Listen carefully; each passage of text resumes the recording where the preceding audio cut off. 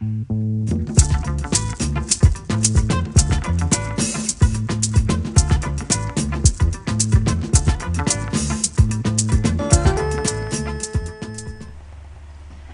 afternoon, Ms. Shower. This is your market research team here at Lonely Planet, and we are here to present to you the results and findings from the market research problem about the Lonely Planet print travel guides.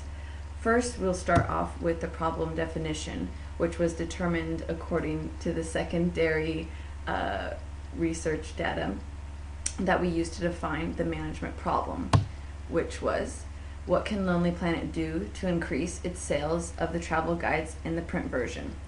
From this, we found the market research problem, which was to determine current customer preferences, their behavior, and their purchase intentions.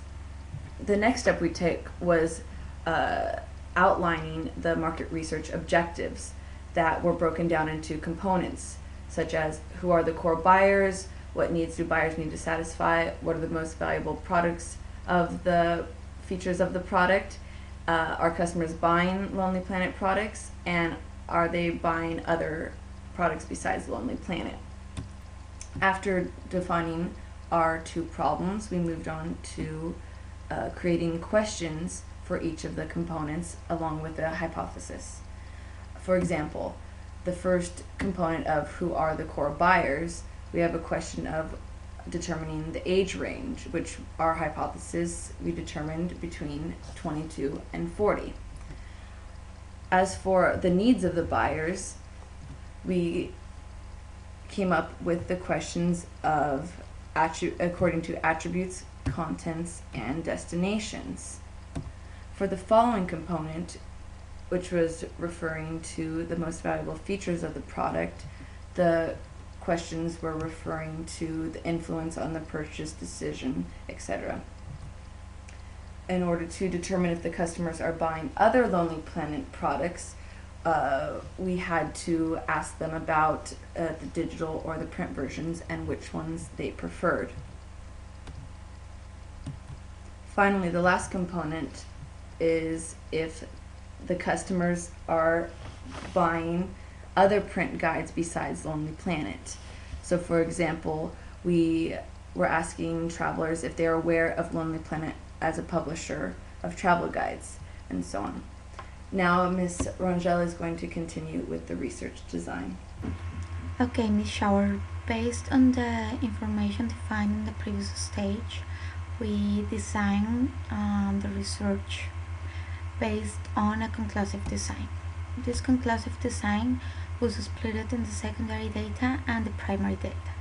For the secondary data, we use internal reports, annual statements, and external reports for the market and the industry. Related to the primary data, we decided to conduct a qualitative study and a quantitative study. In the qualitative part, we have two different research. The first one was an observational research in which we checked bookstores and other mega stores to analyze the distribution of the product in shelves and the price. In the interviews, we took into consideration for different people from different regions around the world. The idea was to get some details about the use of the travel guides and some improvements.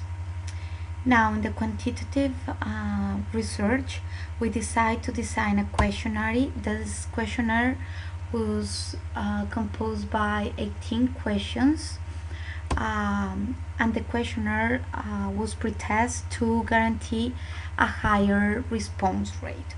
We use participation methods and undeclared pretests. In this part, you can see the flow chart of our research design, showing the descriptive research and, for example, the primary data collection. In the quantitative part, we have a sample size of 322 respondents. The confidence level was 95% and the margin of error was 5.5%. At the end, all the Information collected through the questionnaire was analyzed using SPSS. We run some statistical tests like chi-square tests, cross tables, and frequencies. Based on this information, we are going to present to you the results. The results are divided in 5 different categories according to the research question that Ms. Hale presented before. Related to the core buyers, we can say that the civil status and the income don't affect the purchase intentions of travelers. On the other hand, the gender, the age, profession, and geographical location influence the purchase intentions. For example, the most likely profile to buy our travel guides are women employed in Europe between 26 and 45 years old, and the less likely profile are men, student or self-employed from Latin America, less than 25 years old. Now, related to the needs that the buyers seek to satisfy in our travel guides, we can conclude that the sightseeing and get ideas about destinations are the main needs that they are looking for, and they are using the country travel guides as preferred versions in the 68.1% of the cases. Related to the most valuable features of the product, definitely the ease of use, the budget recommendations, and the contents are the main features that the buyers are looking for in our products.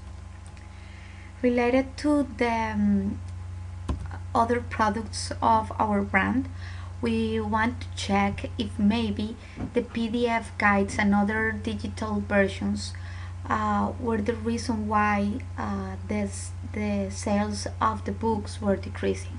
When we checked this variable between the respondents, we found that only 7.5% of travelers have bought the PDF guides. So definitely the digital version is not the reason to explain the decrease of sales. But here we have a good potential because almost 45% of travelers manifest the intention to buy this version in the future. Finally, related to the other print travel guides in the market, we found that our brand has 78% of awarenesses between the people that was contacted in the questionnaire. 63.7% of travelers has bought our guide, but it's important to keep in mind that local brands has a big impact in the market. And related to other worldwide brands, Rough Guides and Rick Steves are the brands with highest awareness in the market. Based on all these insights and facts, we define a new strategy for our travel guides. Ms. Hill? Yes, we have broken down our recommendations into 3 different categories: content, design, and others. For content-wise, we suggest that we need to add more pictures and maps, update the information more often, include public transportation help, include reviews from locals, and more tips about unique, off the beaten path things to do, and including a version in a larger print. Design-wise, it needs to be lighter and smaller, and include the option of having detachable chapters, so you can just take the city or the region that you're in for that day to have it be more portable. Others, the price, it should be cheaper. We also need to focus on advertising and awareness in our bookstores, because that is where the majority of our buyers prefer to purchase our products. And we need to expand our country guides. That is our most popular product, and we need to implement these recommendations listed above and expand our country repertoire to include more unique countries that currently do not have a guide for. Okay, Ms. Shower, these are the main findings of our market research. As you can see, we are suggesting specific solutions for each research question. And in the report that is attached with this presentation, you can find more details about the definition, the approach, the design, the results, and the final recommendations. Thank you very much.